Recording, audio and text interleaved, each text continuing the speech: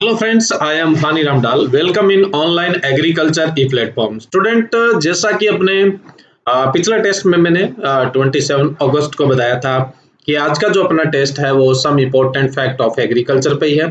कृषि के कुछ महत्वपूर्ण तथ्यों से संबंधित है और इसमें बहुत सारी चीजें अपने डिस्कस कर ली है जो आगे क्रॉप्स में भी आ जाएगी। आगे कुछ अदर टॉपिक्स है उनमें भी देखने को मिलेगी। तो यहाँ पे एक साथ अपने थोड़ी सी कंपाइल अगर इनकी बात कर ली है तो ज्यादा ठीक रहेगा। और यहाँ पे मैंने बहुत सारे क्वेश्चन यानी लगभग 60 क्वेश्चन हैं वो पीछे दो जो पिछले जस्ट अपने प्रीवियस दो टेस्ट थे उनके अंदर डिस्कस किया था, यानी 120 क्वेश्चन के आसपास डिस्कस कर चुके हैं और लगभग 50-60 क्वेश्चन आज अपने डिस्कस कर लेंगे। तो इस अकेले टॉपिक से अपने लगभग 180 के आसपास क्वेश्चन है वो डिस्कस हो जाएंगे। तो इससे आपका एनालाइज भी हो जाएगा और दूसरा यहाँ पे लगभग जो एग्जाम में आने वाले क्वेश्चन है वो अपने कवर भी हो जाएंगे। मुझे नहीं लगता कि इससे कोई बाहर क्वेश्चन आने के चांसेस रहेंगे। अब आज का टेस्ट का तो अपने को ठीक है पता है। नेक्स्ट जो अपना टेस्ट रहेगा 31 अगस्त को रहेगा। आज अपना डेट हो गया 29 है ना, 29 ही है आज, 29 अगस्त है, ठीक है। तो 31 अगस्त को अपने शाम को 9 बजे ही सेम ही टाइम मेजर टेस्ट का मैंने बताया था। जैसे कोई नया स्टूडेंट देख रहा हो तो जितने अपने पीछे टेस्ट हो चुके हैं उनमें से टेस्ट लेना है अपने को। जितने पीछे टेस्ट क्विज हो चुकी है, अब अपने किन किन टॉपिक पे क्विज हो चुकी है। एक तो अपना था इंट्रोडक्शन ऑफ एग्रीकल्चर पे, दूसरा था अपना हिस्ट्री ऑफ एग्रीकल्चर पे, तीसरा था अपने शायद इंस्टीट्यूट ऑफ एग्रीकल्चर पे, और तीन जो टेस्ट है वो सम इम्पोर्टेंट फैक्ट वाले। टोटल 6 मतलब टेस्ट हो गए हैं जिनमें से एक अपने मेजर टेस्ट पहले लिया था। तो अब ये जो 6 टेस्ट हुए हैं उनमें से क्वेश्चन आएंगे मेजर टेस्ट। हर तीसरे टेस्ट के बाद फिर एक मेजर टेस्ट अपने कंडक्ट करेंगे जिसमें जितने पीछे टेस्ट हो गए उनमें से क्वेश्चन हैं या उनमें से जो रह गए हैं या फिर उसके अलावा उनमें से भी इंपॉर्टेंट है वो क्वेश्चन अपने डिस्कस करते हैं मेजर टेस्ट के अंदर। हाँ, ये some important fact of agriculture वाले में एक चीज थी यहाँ पे कि इसमें नंबर ऑफ क्वेश्चन बहुत ज्यादा है, इसलिए मैंने मैचिंग दे दिया था। यहाँ पे मैचिंग के जो क्वेश्चन है वो बहुत सारे दिए। मैचिंग में आपको थोड़ी सी प्रॉब्लम होती है लेकिन नंबर ऑफ क्वेश्चन ज्यादा कवर हो रहे थे, इसलिए मैंने इस टॉपिक में पर्टिकुलर इस टॉपिक में क्वेश्चन ज्यादा, इसलिए आगे के जो टॉपिक होंगे उनमें अपने सिर्फ ऑब्जेक्टिव टाइप क्वेश्चन पे ही चलेंगे, मैचिंग पे नहीं चलेंगे। और मैचिंग होंगे तो भी वो अलग तरह के मैचिंग होंगे, यानी मतलब जैसे 4 कोई मैच दे दिए उनमें से एक करेक्ट है या फिर मतलब कोई एक है वो रॉन्ग है, उस तरह की मैचिंग जो एक्चुअली में एग्जाम में आपसे पूछी जाती है उस तरह की, ठीक है। तो आज के अपने इस टेस्ट में भी अपने लगभग मैचिंग से ही क्वेश्चन कवर करेंगे। तो मैचिंग से आप ये मत समझिए कि ये थोड़ा सा करना टफ होता है, लेकिन नंबर ऑफ क्वेश्चन ज्यादा कवर हो रहे थे इसलिए मैंने सिर्फ इस टॉपिक के अंदर मैचिंग ज्यादा दी है।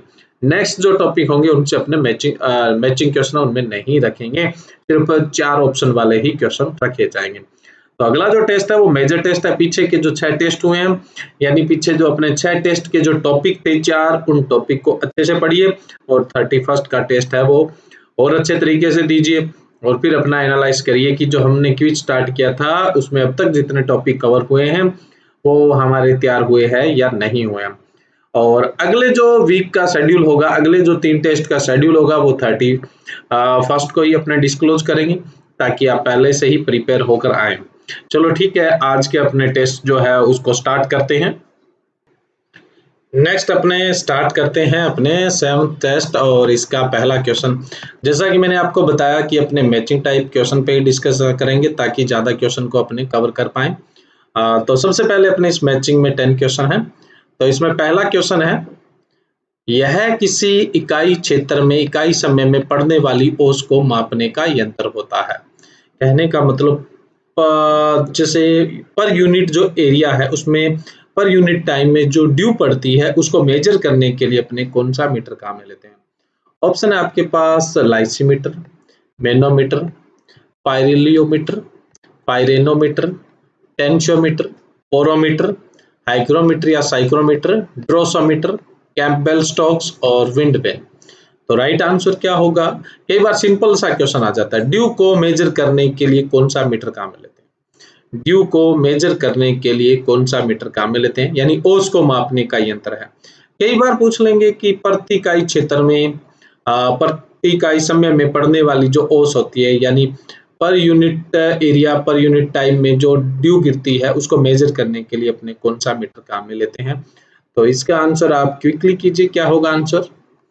इसका राइट आंसर है ड्रोसोमीटर। क्या होगा यहाँ पर, ड्रोसोमीटर इसका राइट आंसर होगा। ठीक है, नेक्स्ट अगला क्वेश्चन है, धूप की अवधि को मापने का यंत्र है।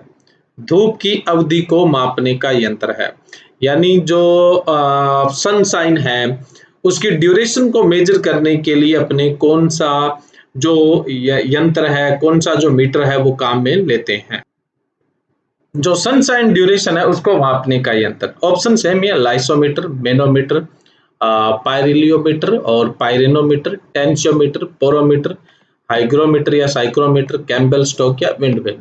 टोटल कितने आवर्स, कितने घंटे धूप की अवधि है ना सनशाइन है उसको मापने का यंत्र, फटाफट बताइए। इसका अपने राइट आंसर है आई ऑप्शन राइट है। आई ऑप्शन बोले तो कैम्पबेल स्टोक है वो इसका राइट ऑप्शन है। नेक्स्ट है अगला क्वेश्चन, हवा की दिशा बताने का यंत्र है। विंड डायरेक्शन, आपने देखा होगा ऐसे एरो लगा हुआ वो लगा रहता है कई जगह है ना, तो ये इस तरह का जो यंत्र होता है, मैंने यहाँ तिरछा बना दिया, सीधा होता है ना इस तरह से। तो विंड डायरेक्शन जो जज करता है या सॉरी मेजर करता है उस मीटर को अपने क्या बोलते हैं। ऑप्शन है आपके पास, लाइसीमीटर, मैनोमीटर, पायरिलियोमीटर, पायरेनोमीटर, टेंशियोमीटर, पोरोमीटर, हाइग्रोमीटर या साइक्रोमीटर और विंडवेल। बहुत ही सिंपल है ना, जो एग्रीकल्चर का स्टूडेंट है 11th का वो भी इसको आंसर राइट कर सकता है। तो बताइए फटाफट राइट आंसर क्या होगा, ज्यादा टाइम नहीं लेना चाहिए इसमें। ये है विंडवेन, राइट ऑप्शन है यहाँ पे विंडवेन, जे ऑप्शन राइट है। नेक्स्ट अगला क्वेश्चन है, मृदा नमी तनाव को मापने का यंत्र है। सीधा भी पूछा जा सकता था, मृदा नमी मापने का यंत्र है। सोइल मॉइस्चर जो है वो किससे मेजर करते हैं, कौन से इंस्ट्रूमेंट से मेजर करते हैं। एक चीज ध्यान रखनी है आपको, अपने सोइल का जो मॉइस्चर है वो किस वे में मापते हैं, किस तरीके से मापते हैं। ये मिट्टी का कण है और इसके साथ ये पानी का जुड़ाव है, ये कितने तनाव से जुड़े हुए हैं, कितने टेंशन से जुड़े हुए हैं, इनमें जो जुड़ने की ताकत है वो क्या है। तो इसके आधार पर अपने सोइल मॉइस्चर एनालाइज करते हैं, है ना। सोइल वाले टॉपिक में मैंने आपको बताया भी था ये। तो बताइए इसके लिए कौन सा मीटर काम में लेते हैं। लाइसीमीटर, मोनोमीटर, पायरिलियोमीटर, पायरेनोमीटर, टेंशियोमीटर, पोरोमीटर और हाइग्रोमीटर, और हाइग्रोमीटर को ही अपने साइक्रोमीटर बोलते हैं। फटाफट आंसर दीजिए क्या होगा।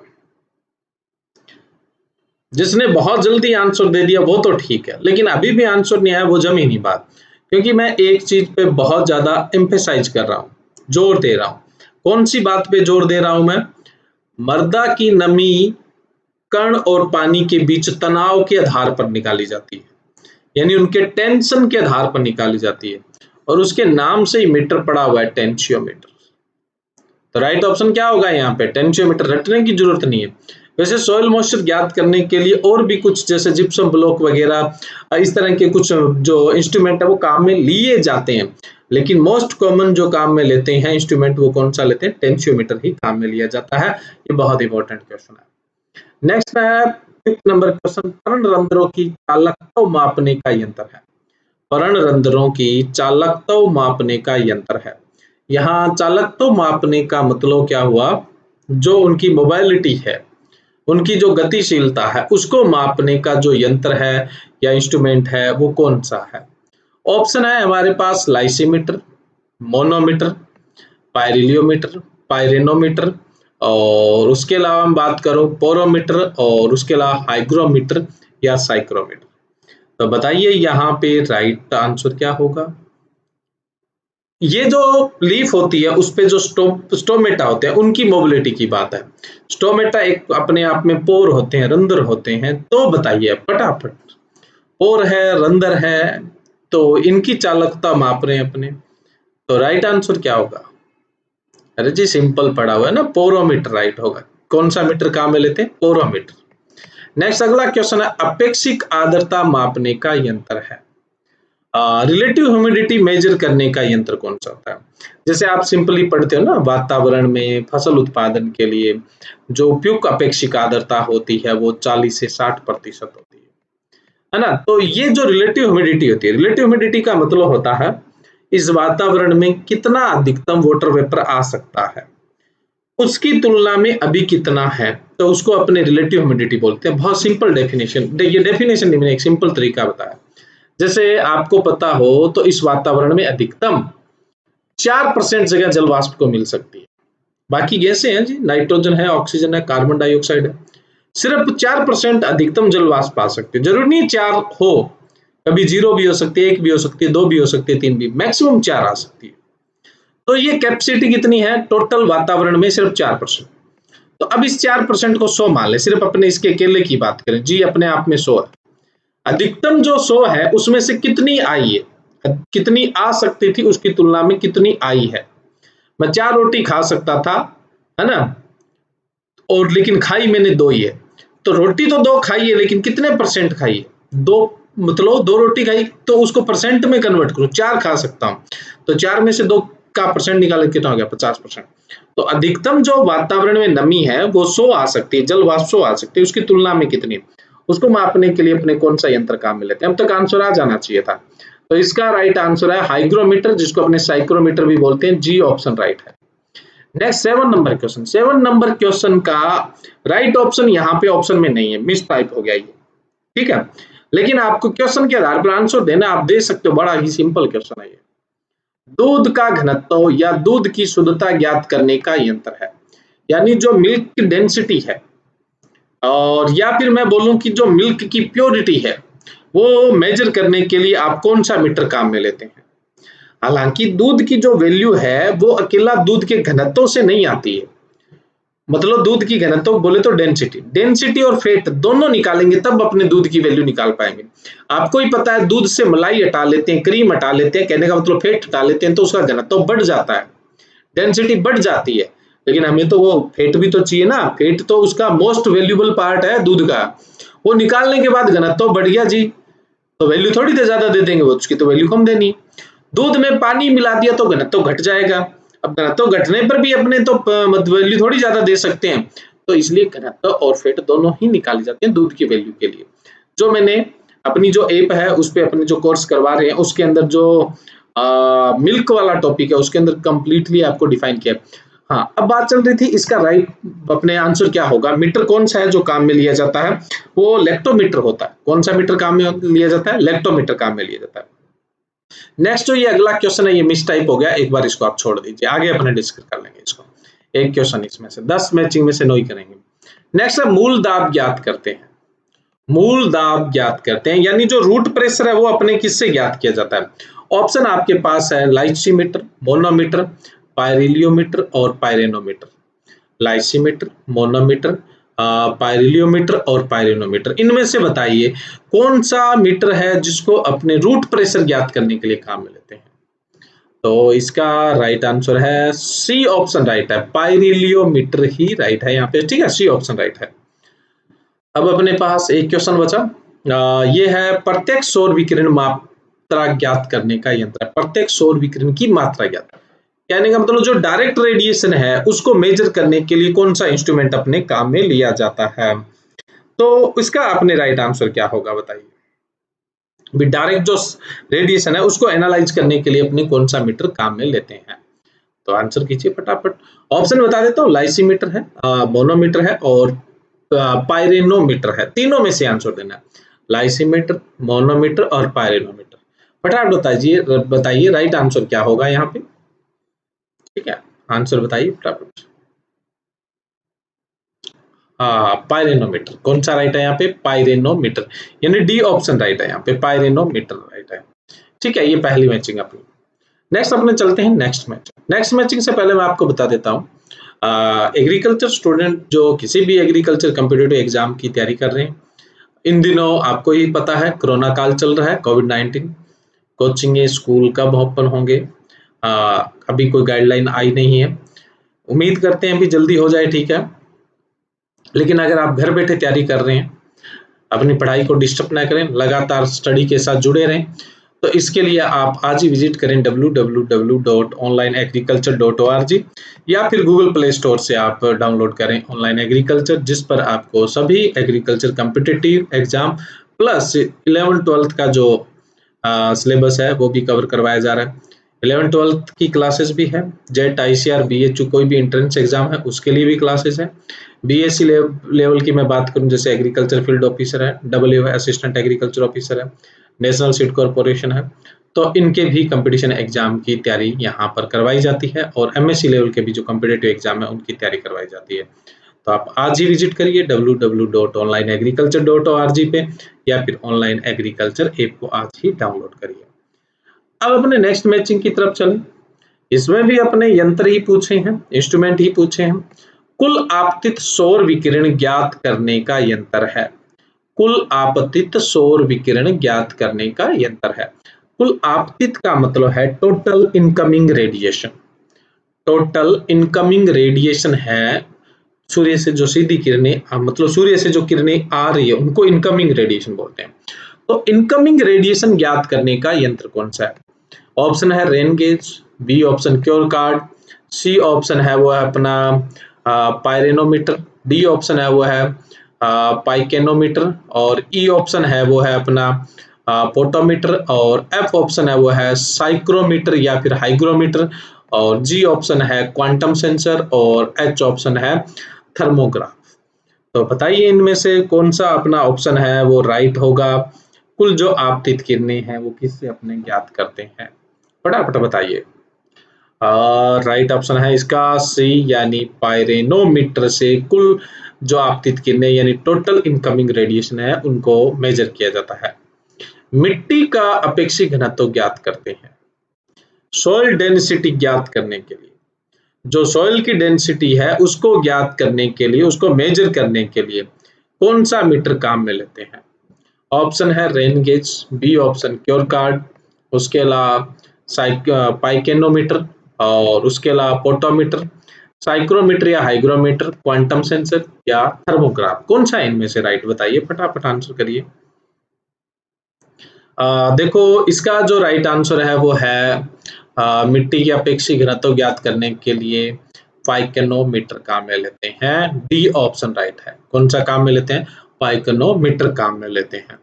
नेक्स्ट है वाष्पोत्सर्जन दर ज्ञात करने का यंत्र है। ट्रांसपायरेशन रेट को मेजर करने के लिए कौन सा मीटर अपने काम में लेते हैं? ट्रांसपायरेशन रेट को तो इसके लिए अपने ऑप्शन है rain gauge, cure guard, potometer, psychrometer या हाइग्रोमीटर, क्वांटम सेंसर या थर्मोग्राफ। कौन सा राइट है यहाँ पे? ट्रांसपायरेशन रेट अपने किससे ज्ञात करते हैं? ज्ञात करते हैं अपने पोटोमीटर से ज्ञात करते हैं। किससे अपने ज्ञात करते हैं? पोटोमीटर से ज्ञात करते हैं। ई ऑप्शन राइट है। नेक्स्ट है आर्द्रता ज्ञात करने का यंत्र है। आर्द्रता ज्ञात यानी मॉइस्चर जो है उसको अपने किससे मेजर करते हैं? जो मॉइस्चर है उसको अपने किससे मेजर किया जाता है? अपेक्षित आर्द्रता वाली बात है, सेम पीछे क्वेश्चन पूछा था और सेम ही ऑप्शन है अपने पास, तो ये तो तुरंत ही बता देना चाहिए, क्वेश्चन रिपीट हुआ है।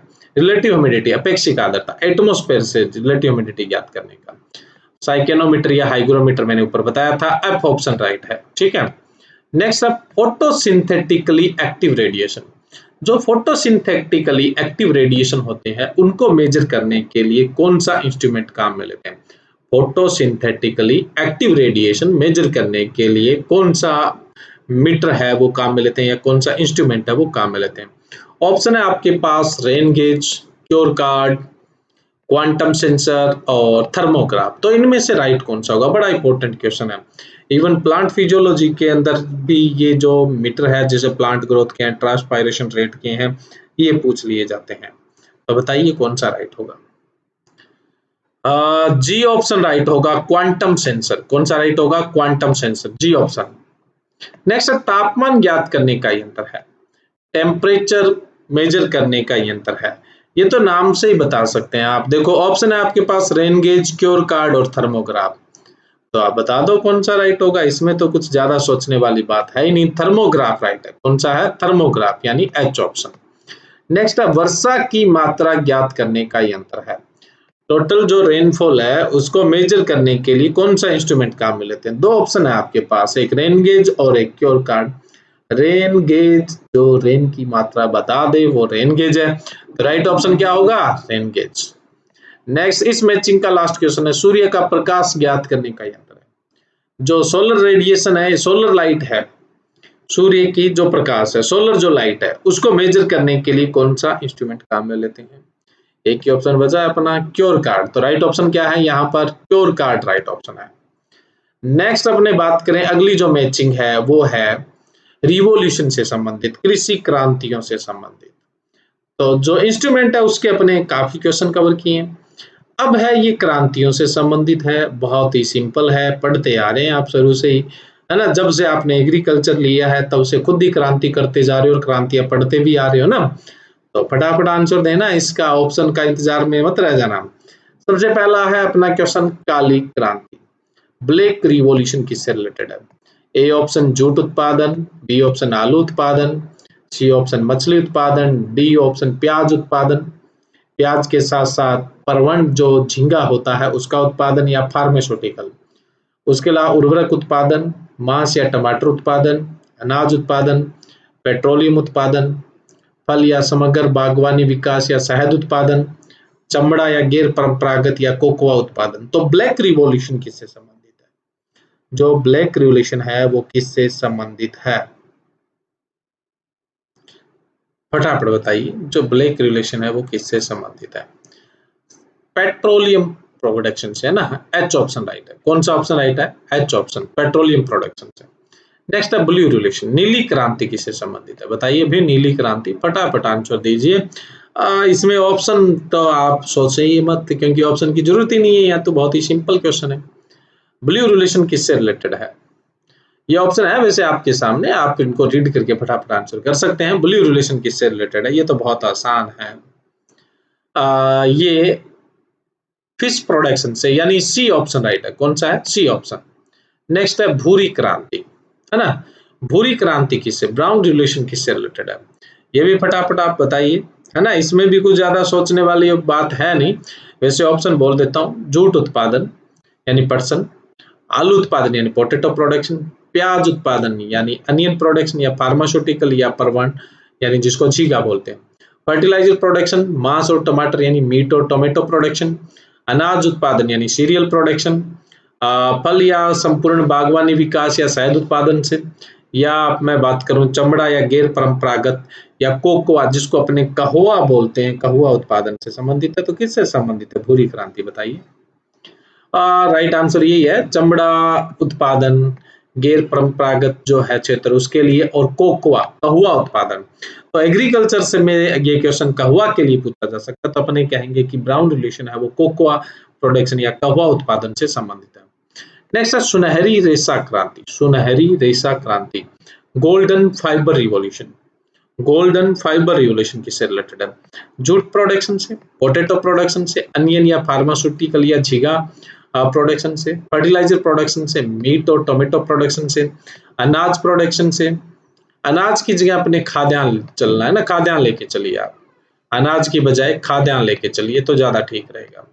खाद्यान्न प्रोडक्शन से, और या फिर फल या समग्र बागवानी विकास या शहद उत्पादन से, यानी फ्रूट प्रोडक्शन या टोटल हॉर्टिकल्चर से, या हनी प्रोडक्शन से। किससे रिलेटेड है? Golden fibre revolution. फटाफट आंसर कीजिए। ये है अपने मतलब जूट उत्पादन से, जूट प्रोडक्शन से रिलेटेड है, ठीक है। तो यहाँ राइट ऑप्शन क्या है? ए ऑप्शन राइट है। नेक्स्ट है सुनहरी क्रांति यानी गोल्डन रिवॉल्यूशन। ऊपर वाली गोल्डन फाइबर रिवॉल्यूशन थी, यह है गोल्डन रिवॉल्यूशन। गोल्डन रिवॉल्यूशन किससे रिलेटेड है? ऑप्शन आपके सामने ही है, जो बचे हुए ऑप्शन है, ठीक है। बताइए। जूट उत्पादन, आलू उत्पादन, प्याज उत्पादन या फार्मास्यूटिकल या परमाणु उत्पादन, उर्वरक उत्पादन, मांस या टमाटर उत्पादन, खाद्यान्न उत्पादन, या फल या समग्र बागवानी या शहद उत्पादन। किससे संबंधित गोल्डन रिवॉल्यूशन? देखो राइट आंसर है इसका आई ऑप्शन राइट है, यानी संपूर्ण बागवानी के विकास के लिए, या फ्रूट प्रोडक्शन के लिए, या हनी प्रोडक्शन के लिए, ठीक है। गोल्डन रिवॉल्यूशन है वो। नेक्स्ट है हरी क्रांति का संबंध किससे, ग्रीन रिवॉल्यूशन का रिलेशन किससे है? ग्रीन रिवॉल्यूशन का रिलेशन बताइए आप, ये तो आ चुके हैं पहले। तो इसमें ऑप्शन है अपने पास जूट उत्पादन, आलू उत्पादन, प्याज, फार्मास्यूटिकल या परमाणु उत्पादन, उर्वरक उत्पादन, मांस और टमाटर उत्पादन, और खाद्यान्न उत्पादन। ग्रीन रिवोल्यूशन बहुत पॉपुलर है, पीछे भी अपने पिछले टेस्टों में भी डिस्कस कर चुके हैं, आपको ही पता है। हरित क्रांति जो संबंधित है वो खाद्यान्न उत्पादन से संबंधित है, जी ऑप्शन राइट है। कौन सा ऑप्शन राइट है यहाँ पे? जी ऑप्शन। नेक्स्ट है धूसर क्रांति यानी ग्रे रिवॉल्यूशन। धूसर क्रांति का मतलब है ग्रे रिवॉल्यूशन। तो ग्रे रिवॉल्यूशन है वो किससे रिलेटेड है, यानी किसके प्रोडक्शन के लिए है ये? ऑप्शन है आपके पास जूट उत्पादन, वैसे जूट उत्पादन तो हो चुका है अपना। आलू उत्पादन, प्याज उत्पादन, फार्मास्यूटिकल या पर्ण उत्पादन, उर्वरक उत्पादन, मांस और टमाटर उत्पादन। तो इन चारों में से ही बताना है आपको, आलू उत्पादन, प्याज उत्पादन, उर्वरक उत्पादन, मांस और टमाटर उत्पादन। तो जो ग्रे रिवॉल्यूशन है वो किससे संबंधित है? फटाफट आंसर दीजिए भी, ग्रे रिवॉल्यूशन है वो किससे संबंधित है? आपको भी पता है उर्वरक उत्पादन से, फर्टिलाइजर प्रोडक्शन से संबंधित है, ठीक है। नेक्स्ट क्वेश्चन है अपना गुलाबी क्रांति, पिंक रिवॉल्यूशन। पिंक रिवॉल्यूशन किससे संबंधित है? ऑप्शन है आपके पास आलू उत्पादन यानी पोटैटो प्रोडक्शन, दूसरा ऑप्शन है आपके पास अनियन उत्पादन या फार्मास्यूटिकल प्रोडक्शन, या फिर पर्ण उत्पादन यानी झींगा मछली उत्पादन, या फिर मांस और टमाटर उत्पादन। किससे संबंधित है जी गुलाबी क्रांति? बताइए फटाफट, गुलाबी क्रांति का रिलेशन किससे है? इसका राइट आंसर होगा डी ऑप्शन, यानी प्याज उत्पादन, फार्मास्यूटिकल और झींगा मछली उत्पादन से संबंध है इसका, ठीक है। इसी के लिए ये मोमेंट था। नेक्स्ट है लाल क्रांति, रेड रिवॉल्यूशन। रेड रिवॉल्यूशन किससे संबंधित है? दो ऑप्शन है आपके पास, एक पोटैटो प्रोडक्शन यानी आलू उत्पादन, और दूसरा है मीट और टोमेटो प्रोडक्शन यानी मांस और टमाटर उत्पादन। तो रेड रिवॉल्यूशन किससे रिलेटेड है?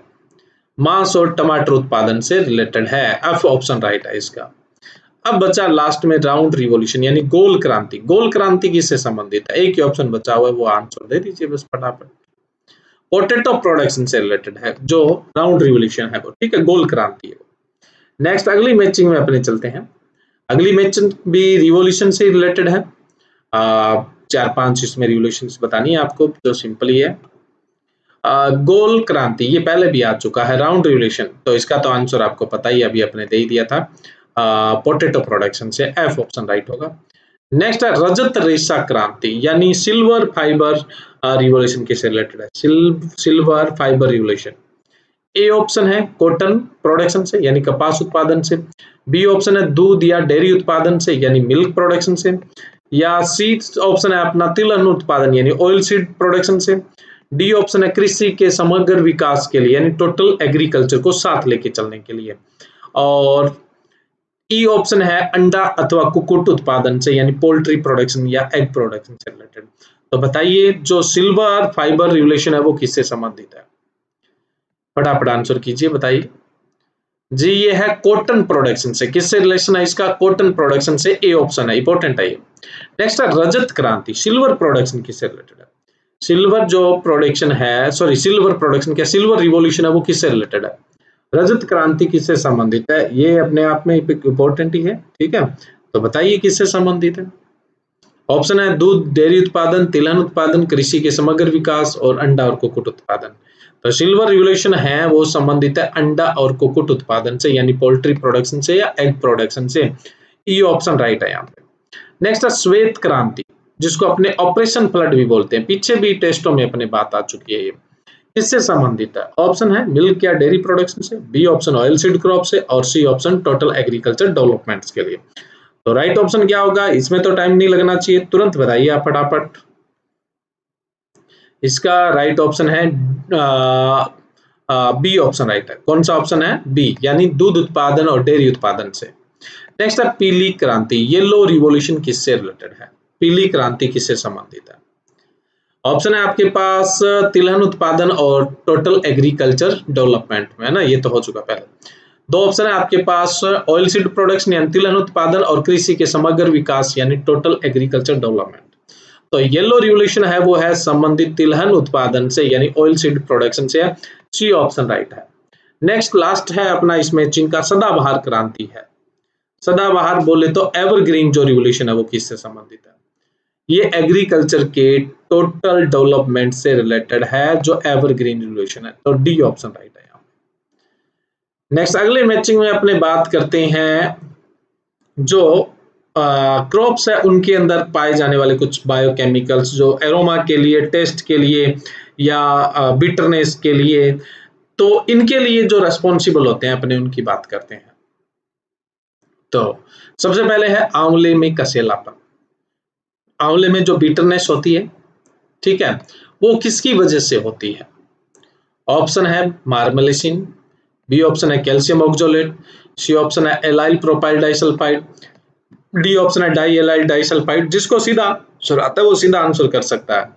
एमाइलिडिन के कारण, टैनिन के कारण, ऑक्जेलिक अम्ल मेलिक अम्ल के कारण, एलाइल आइसोथायोसाइनाइड के कारण, कुकुरमिन के कारण और क्वेरिस्टिन के कारण। तो बताइए राइट आंसर क्या होगा यहाँ पर आंवले के कसेलेपन का? बहुत ही सिंपल है, bitterness in amla is due to tannin. F option right है। कौन सा ऑप्शन राइट होगा यहाँ पे? एफ ऑप्शन राइट होगा। नेक्स्ट अगला क्वेश्चन है, बील पत्तर में कड़वापन होता है, बिटरनेस इन बील। जो बील फल होता है, ठीक है, उसमें जो कड़वापन होता है वो किसके कारण होता है? ऑप्शन ए है मार्मेलोसिन, बी ऑप्शन है कैल्शियम ऑक्सोलेट, सी ऑप्शन है allyl propyl disulphide, D option है di allyl disulphide, E option है एमाइलिडिन, जी ऑप्शन है ऑक्जेलिक अम्ल मेलिक अम्ल, आगे ऑप्शन है एलाइल आइसोथायोसाइनाइड, कुकरमिन और क्वेरिस्टिन। तो बताइए बील पत्तर में कड़वापन किसके कारण होता है? बील पत्तर में कड़वापन किसके कारण होता है? सिंपल है, मार्मलेसिन के कारण होता है। ए ऑप्शन राइट होगा, मार्मलेसिन के कारण होता है। नेक्स्ट अगला क्वेश्चन है, बादाम में कड़वाहट किसके कारण होती है? Bitterness in almond is due to. Option है अपने पास calcium oxalate, allyl propyl disulphide, di allyl disulphide, amylidin, oxalic अम्ल एंड मेलिक अम्ल, एलाइल आइसोथायोसाइनाइड, कुकरमिन और क्वेरिस्टिन। तो राइट कौन सा होगा यहाँ पे? बताइए भी, बादाम में कड़वाहट एमाइलिडिन के कारण होती है। राइट ऑप्शन क्या होगा यहाँ पर? ई ऑप्शन राइट होगा, एमाइलिडिन के कारण होती है। नेक्स्ट अगला क्वेश्चन है, सलजम में चरपराहट का कारण क्या होता है? सलजम में चरपराहट का कारण क्या होता है? यानी bitter taste of turnip is due to. तो बिटर टेस्ट जो होता है सलजम का वो होता है, आंसर दीजिए फटाफट। यहाँ ऑप्शन है allyl propyl disulphide, di allyl disulphide, oxalic और malic acid, allyl isothiocyanide, curcumin और क्वेरिस्टिन। तो राइट ऑप्शन क्या होगा यहाँ पर? बताइए फटाफट। राइट ऑप्शन होगा एच ऑप्शन राइट होगा, यानी एलाइल आइसोथायोसाइनाइड के कारण होता है। नेक्स्ट है, प्याज में गंध किसके कारण होती है? एरोमा, या फिर अपने बोल दें कि जो अनियन में ऑर्डर आती है या एरोमा आती है वो किसके कारण आती है?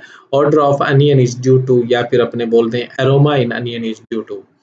ऑप्शन है allyl propyl disulphide, B option है डाई एलाइल डाइसल्फाइड, उसके अलावा ऑक्जेलिक व malic acid, allyl isothiocyanide, curcumin और क्वेरिस्टिन। तो बताइए राइट ऑप्शन यहाँ पर क्या होगा जी? ये तो सभी जानते हैं, बहुत ही पॉपुलर मतलब एग्जाम क्वेश्चन है ये। एलाइल प्रोपाइल डाइसल्फाइड के कारण होती है, यानी राइट ऑप्शन क्या होगा? सी। नेक्स्ट, लहसुन में गंध किसके कारण होती है? Odour in garlic is due to. लहसुन में ऑर्डर किसके कारण होती है? गंध किसके कारण होती है? ऑप्शन है डाई एलाइल डाइसल्फाइड, ऑक्जेलिक और मेलिक अम्ल, एलाइल आइसोथायोसाइनाइड, कुकरमिन और क्वेरिस्टिन। तो राइट क्या होगा यहाँ पे? डाई एलाइल डाइसल्फाइड राइट होगा, डी ऑप्शन। ये तो आप अच्छी तरह जानते ही हैं, बहुत ही सिंपल क्वेश्चन है ये। नेक्स्ट अगला है, प्याज में पीलापन, yellow colour in onion is due to. प्याज का पीला रंग किसके कारण होता है? ऑप्शन है आपके पास ऑक्जेलिक और मेलिक अम्ल, ऑप्शन है एलाइल आइसोथायोसाइनाइड, कुकरमिन और क्वेरिस्टिन। तो किसके कारण अनियन का येलो कलर होता है? ये भी काफी पॉपुलर क्वेश्चन है, क्वेरिस्टिन के कारण होता है, यानी जे ऑप्शन राइट है, क्वेरिस्टिन के कारण अनियन में येलो कलर होता है। नेक्स्ट है, हल्दी में पीला रंग किसके कारण होता है? यानी जो टर्मरिक होती है उसमें येलो कलर किसके कारण होता है? ऑक्जेलिक अम्ल मेलिक अम्ल के कारण, एलाइल आइसोथायोसाइनाइड के कारण और कुकरमिन के कारण। बताइए किसके कारण होता है? कुकरमिन के कारण होता है। राइट ऑप्शन है वो क्या है? आई ऑप्शन राइट होगा। नेक्स्ट है, चने की पत्तियों में खटास का कारण क्या है?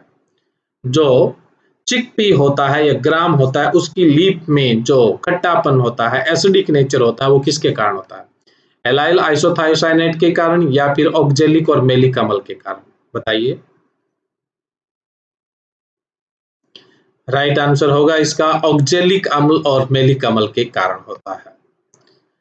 नेक्स्ट अगला क्वेश्चन है, अरबी में कसेलापन का क्या कारण है?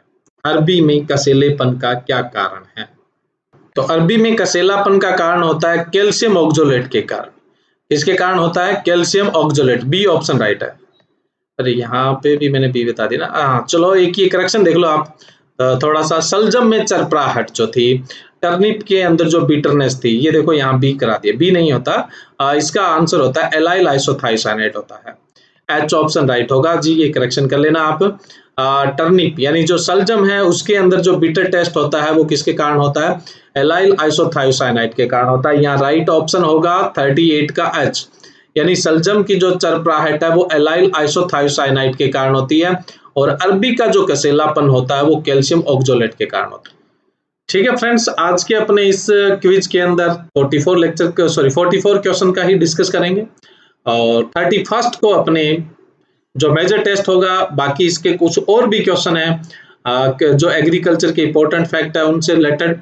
मैंने सोचा था 60 क्वेश्चन तक कवर कर लेंगे, लेकिन टाइम ज्यादा चला जाएगा, इसलिए अपने मेजर टेस्ट में इसका थोड़ा सा वेटेज ज्यादा रख लेंगे, लेकिन टॉपिक अपनी तरफ से कंप्लीट है। कुछ एक इंपॉर्टेंट क्वेश्चन है जो मेजर टेस्ट में अपने साथ में डिस्कस कर लिए जाएंगे। तो आज के लिए बस इतना ही। अपना एनालाइज कर लेना, आपने कितने क्वेश्चन सही किए हैं, या फिर कितने क्वेश्चन में से आपको कितने क्वेश्चन आ रहे थे। सेल्फ एनालिसिस बहुत जरूरी होता है, उसको अपने ध्यान में रखना बहुत जरूरी है। तो ठीक है दोस्तों, आज के लिए बस इतना ही। अगली क्विज में 31 को शाम को 9 बजे यानी 9 PM पर फिर से मिलते हैं। Thank you.